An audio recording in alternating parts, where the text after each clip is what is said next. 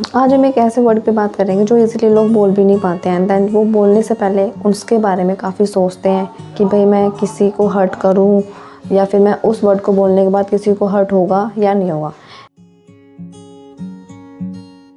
Basically जो आज हम बात करेंगे वो है नो, कि हम नो वर्ड कैसे यूज़ कर सकते हैं, एंड देन हम सामने वाले पर्सन को किस तरह से नो बोल सकते हैं। लेकिन बेसिकली देखा जाए तो काफ़ी सारे ऐसे लोग होते हैं कि नो बोलने से पहले वो ये सोचते हैं कि जो सामने वाला पर्सन है वो उसको कहीं हर्ट ना हो जाए, एंड देन जो भी उसने हमें काम बोला है उसको बुरा ना लग जाए। एंड देन हम ये भी नहीं जानते कि जो सामने वाले की इंटेंशंस है वो हमारे लिए किस टाइप की इंटेंशंस है, अच्छी है या बुरी है। क्योंकि अगर मान लो कुछ ऐसे टाइप के लोग होते हैं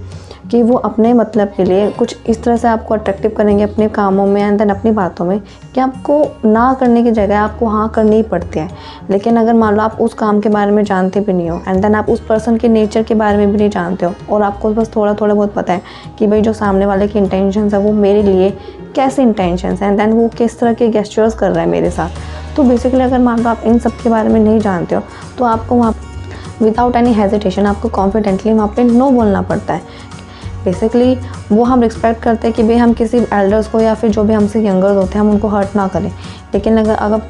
अगर आप सामने वाले पर्सन के इंटेंशंस को नहीं जानते हो, एंड देन आपको नहीं पता है कि भाई वो किस टाइप का है, एंड देन किस टाइप का नहीं है, उसके नेचर्स किस टाइप के हैं मेरे रिगार्डिंगली, एंड देन वो मुझसे किस बिहाफ से बात कर रहा है, सो एंड देन बेसिकली आपको वहाँ पे ना डरने की ज़रूरत है, एंड देन ना ही कुछ ऐसे हेजिटेशन क्रिएट करने की ज़रूरत है ताकि आपको रिग्रेट फील हो या फिर बाद में हर्ट फील हो। क्योंकि अगर आप सोच कर भी आप उस पर मतलब 1% भी हाँ बोल देते हो तो कहीं ना कहीं जो लॉस होता है वो आपका होता है, एंड देन आपको नहीं पता होता कि भाई आप किस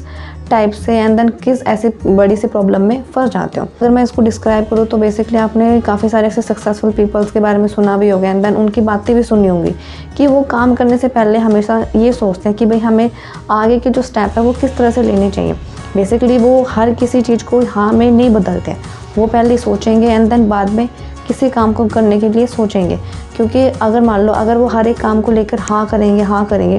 चाहे उनको हर एक चीज़ के बारे में नॉलेज भी हो, लेकिन वो हाँ करेंगे तो कहीं ना कहीं उनका प्रॉफिट ना हो के लॉस हो जाएगा। एंड देन अगर मान लो सामने वाला आपको बहुत ज़्यादा कन्वीनियंस कर रहा है कि भाई ये आपके लिए काफ़ी बेटर है, आपके लिए अच्छा है, तो वो सिर्फ सक्सेसफुल पीपल जानते हैं कि भाई वो अपने बेनिफिशियल के लिए मुझे किस तरह से अपने आप को हायर कर रहा है। सो अगर मान लो सामने वाले की इंटेंशंस आपके लिए इस तरह की कि भाई आपके लिए बेनिफिशियल है, सो ऑब्वियसली आप उस बेनिफिशियल को ना सोचकर आप सिर्फ अपने बारे में सोचो कि कहीं मेरे साथ कहीं लॉस ना हो जाए, कहीं मेरे साथ कहीं बुरा ना हो जाए। तो आपको वहाँ पे विदाउट एनी हेजिटेशन क्या करना है, नो करना है, एंड देन साफ मना करना है कि भाई मुझसे ये काम नहीं होगा, एंड देन मैं इसमें इंटरेस्ट नहीं हूँ। अगर मान लो आप उसमें विदाउट एनी इंटरेस्ट किसी भी काम में जा भी रहे हो एंड देन उसको कर भी रहे हो, लेकिन आपको वो कोई प्रॉफिट नहीं मिल पा रहा है, एंड देन कोई भी ऐसा शो नहीं हो पा रहा है कि भाई जिससे कि आप हैप्पी हो, एंड देन आपकी जो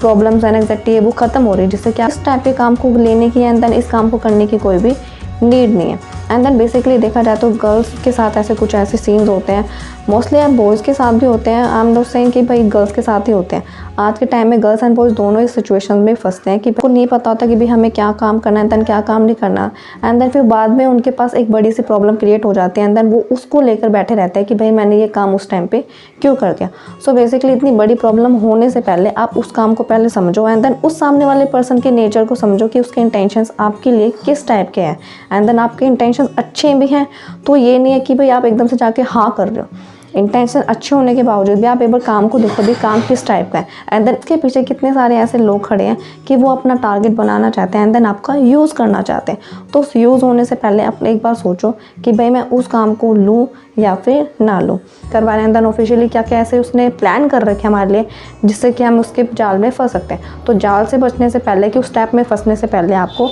अपने आप को एक बार दिमाग लगाना पड़ेगा कि भाई मैं कुछ गलत काम ना कर पाऊँ। एंड देन अगर मान लो आप इतना सोच भी नहीं पाते हो तो किसी ऐसे एल्डर से या फिर किसी ऐसे इंटेलिजेंट से पूछो कि भाई वो आपकी हेल्प कर सके इस काम में बचने से।